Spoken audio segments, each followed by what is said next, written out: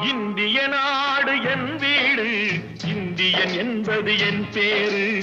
இந்திய நாடு என் வீடு, இந்தியன் என்பது என் பேரு.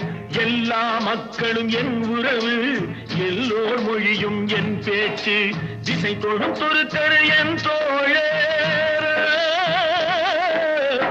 அல்ஹம்துலில்லாஹி ரப்பில் ஆலமீன் அர்-ரஹ்மானிர் ரஹீம். திசை தொடும் துருக்கரு